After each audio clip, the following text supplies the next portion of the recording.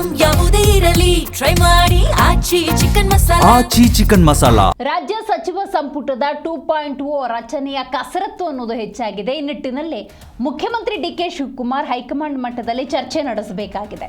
ಹೌದು, ಸಚಿವ ಸಂಪುಟ 2.0 ರಚನೆಯ ಕಸರತ್ತು ಹೆಚ್ಚಾಗಿದೆ. ಆಂತರಿಕವಾಗಿ ಈಗಾಗಲೇ ಇರುವಂತಹ ಅಸಮಾಧಾನ ಹಂತ ಹಂತವಾಗಿ ಸ್ಫೋಟವಾಗಿದೆ.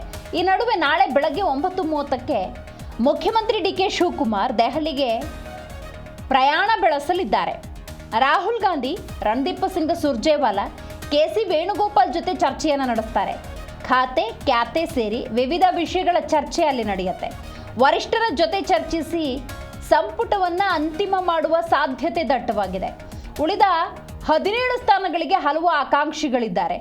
ಸಚಿವರ 2ನೇ ಪಟ್ಟಿ ಅಂತಿಮಕ್ಕೆ ಎಲ್ಲ ರೀತಿಯ ಪ್ರಯತ್ನವನ್ನ ಮಾಡಲಾಗಿದೆ. ಯುವ ಮುಖಗಳಿಗೆ ಮಣೆ ಹಾಕ್ತಾರ ನಾಯಕರು ಅನ್ನೋದು ಸದ್ಯದ ಕುತೂಹಲ.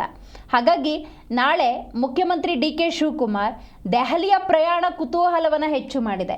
ಕಾಂಗ್ರೆಸ್ನ ಸಮಸ್ಯೆಯೋ ಬಲವೋ ಶಕ್ತಿಯೋ, ಆದರೆ ಇಲ್ಲಿ ಹಿರಿಯ ಶಾಸಕರು, 2-3 ಬಾರಿ ಶಾಸಕರಾದವರು, 2-3 ಬಾರಿ ಸಚಿವರಾದವರ ಸಂಖ್ಯೆ ಹೆಚ್ಚಿರುವುದರಿಂದಾಗಿ ಯಾರಿಗೆ ಅವಕಾಶವನ್ನು ಕಲ್ಪಿಸಿಕೊಡಬೇಕು ಅನ್ನುವಂತಹ ಸಹಜ ಗೊಂದಲ ಇರುವುದರಿಂದಾಗಿ, ಆಕಾಂಕ್ಷಿಗಳ ಪಟ್ಟಿ ಕೂಡ ದೊಡ್ಡದಾಗಿರುವುದರಿಂದಾಗಿ ವರಿಷ್ಠರ ಜೊತೆ ಚರ್ಚೆ ಮಾಡಿನೇ ಅಂತಿಮವಾಗಿ ತೀರ್ಮಾನವನ್ನು ತೆಗೆದುಕೊಳ್ಬೇಕಾಗತ್ತೆ. ಎನಿಹಾವ್ ಒಂದು ಲಿಸ್ಟನ್ನಂತೂ ಮುಖ್ಯಮಂತ್ರಿ ಡಿ ಕೆ ಶಿವಕುಮಾರ್ ಅವರು ಸಿದ್ಧಪಡಿಸ್ಕೊಂಡಿರ್ತಾರೆ.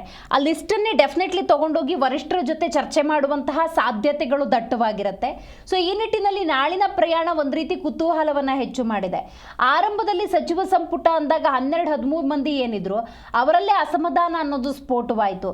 ನೀವು ಸಾರಿಗೆ ಸಚಿವರಾಗಿ ಕಾರ್ಯನಿರ್ವಹಿಸಿದಂಥ ರಾಮಲಿಂಗಾರೆಡ್ಡಿ ಅವರಿಗೆ ಜಲಸಂಪನ್ಮೂಲ ಇಲಾಖೆ ಕೊಟ್ಟ ಸಂದರ್ಭದಲ್ಲಿ ಆಂತರಿಕ ಅಸಮಾಧಾನ ಅನ್ನೋದು ಸ್ಫೋಟವಾಗಿ ನನಗೆ ಬೆಂಗಳೂರು ನಗರಾಭಿವೃದ್ಧಿ ಬೇಕಾಗಿತ್ತು ಅನ್ನುವಂಥ ಪಟ್ಟಿನ ಹಿನ್ನೆಲೆಯಲ್ಲಿ ರಾಜೀನಾಮೆಯನ್ನು ಕೊಟ್ಬಿಟ್ರು. ಹಿರಿತನಕ್ಕೆ ಇಲ್ಲಿ ಬೆಲೆ ಇಲ್ಲ ಅಂತ ಹೇಳಿ KH ಮುನಿಯಪ್ಪನವರು ಬಹಿರಂಗವಾಗಿ ತಮ್ಮ ಅಸಮಾಧಾನವನ್ನು ಹೊರಹಾಕಿದರು.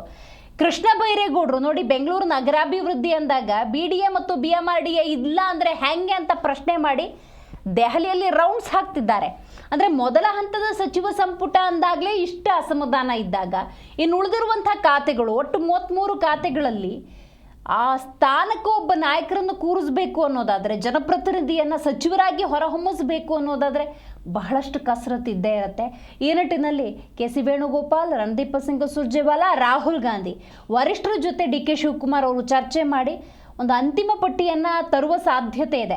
ಬಟ್ ಇಲ್ಲಿ ಡಿ ಕೆ ಶಿವಕುಮಾರ್ ಅವರ ಮುಂದಿರುವಂತಹ ಸವಾಲನ್ನು ನಾವು ನೋಡ್ತಾ ಹೋಗೋದಾದರೆ, ಅವರು ಯಾವುದೋ ಒಂದು 2-3 ಖಾತೆ ನಿಭಾಯಿಸ್ತಿಲ್ಲ, ರಾಜ್ಯದ ಬಹುದೊಡ್ಡ ಜವಾಬ್ದಾರಿಯನ್ನು ನಿಭಾಯಿಸ್ತಿರೋದು ಮತ್ತು ದೊಡ್ಡ ಮ್ಯಾಂಡೇಟನ್ನು ತೆಗೆದುಕೊಂಡಿರುವಂಥ ಕಾಂಗ್ರೆಸ್ನ 2ನೇ ಅವಧಿಯ ಅಂದರೆ 5 ವರ್ಷದ ಮಧ್ಯಭಾಗದಲ್ಲಿ ಮುಖ್ಯಮಂತ್ರಿ ಆಗಿರೋದ್ರಿಂದಾಗಿ ಇರೋದು 2 ವರ್ಷ. ಅದರಲ್ಲಿ 3 ತಿಂಗಳು ಹಿಂಗೆ ಕಳೆದು ಬಿಟ್ರೆ ಇನ್ನಿರುವಂತಹ 1 ವರ್ಷ 7-8 ತಿಂಗಳಲ್ಲಿ ಏನು ಮಾಡೋದಕ್ಕೆ ಸಾಧ್ಯ? ಅದರಲ್ಲೂ 6 ತಿಂಗಳನ್ನು ಎಲೆಕ್ಷನ್ಗೆ ಬಿಟ್ಕೊಡ್ಬೇಕಾಗತ್ತೆ. ಸೊ ಹಾಗಾಗಿ ಈ ಸಚಿವ ಸಂಪುಟ ಅಂದಾಗ ಈ ಸಮಸ್ಯೆನ ಆದಷ್ಟು ಬೇಗ ಪರಿಹರಿಸ್ಕೊಂಡ್ರೆ ಡಿ ಕೆ ಶಿವಕುಮಾರ್ ಅವರಿಗೆ, ಮುಖ್ಯಮಂತ್ರಿಗಳಿಗೆ ಇದು ಉತ್ತಮ ಅಂತ ಅನಿಸುತ್ತೆ.